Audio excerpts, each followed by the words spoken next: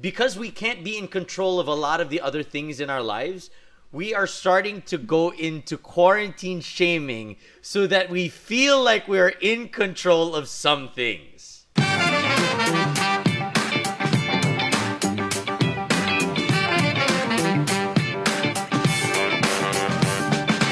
We are feeling what a lot of people are now discussing, and it is legit, that quarantine fatigue is real.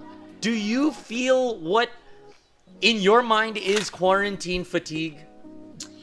Yeah, so the reason why quarantine fatigue is so prevalent, I think, is because we're just at home. We're not able to escape any of these things by flying abroad or traveling or going into pubs and seeing our family and having a barbecue. We don't have those kinds of distractions anymore. And so it's easier for us to actually feel the brunt of everything that's happening around us. The second part is, I think, we are in a constant paradigm shift these past few months.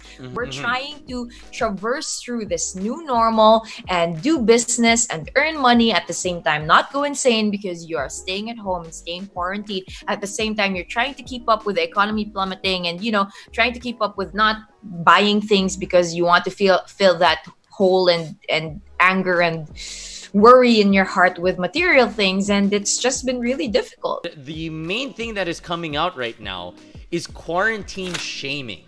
A lot of experts are saying is that trying to make sure that everybody else follows quarantine is adding to your own quarantine fatigue. Why do you think people are so angry around us? It's because they're all trying to mind other people's businesses and, it's be funny. woke. Exactly. To quote one of the psychiatrists that they talked to about this, he goes, "You can't force people to make good out of bad situations, but those who have sunnier outlooks will experience resilience.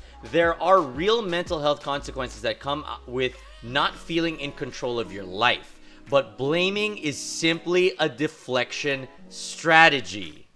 Because we can't be in control of a lot of the other things in our lives, we are starting to go into quarantine shaming so that we feel like we're in control of some things." I realized that you have to be more understanding of where people are coming from, why they're like that.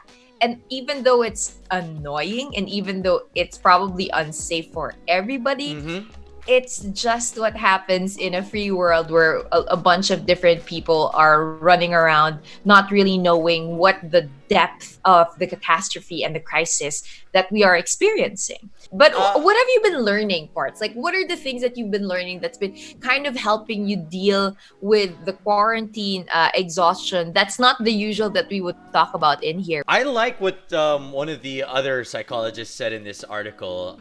If you're hyper-focused on blaming others for this situation, you are likely to succumb to this type of fatigue. The people who are more likely to experience resilience are those who focus on the silver lining and the idea that we are adjusting to our lives for the common good. Looking for a silver lining means that you recognize the darkness in the situation.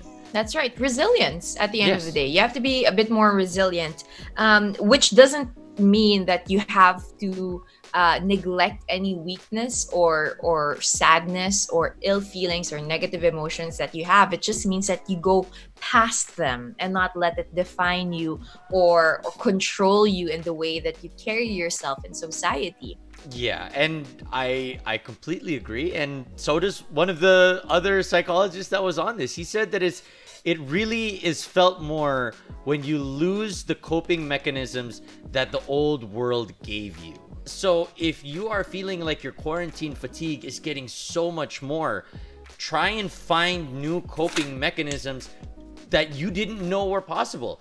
Try and find things that maybe before you would have never thought could be a way that you can cope with the way the world is. Ganda nun. And honestly, if you need professional help, you need to see a therapist, go on ahead and do that. These are the kinds of decisions that we have to make this season. These are the tough things that we have to face. You have to realize really that it is difficult. This is not normal. What you're going through right now, what we're all going through, is not normal. It's like being in a war, I guess, in an invisible war where you can't do the normal things that you used to do. You can't travel, you can't see the people that you love, you're constantly afraid. It's like we're in war. And so you have to be kinder with yourself and really figure out what are the things that will be good for me.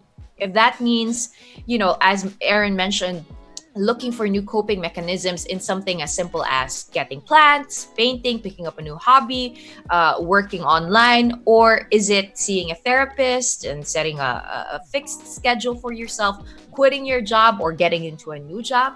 Whatever it is that you feel is right for you at the moment, that will also be beneficial for the people around you and the community that you're in, go on ahead and do that.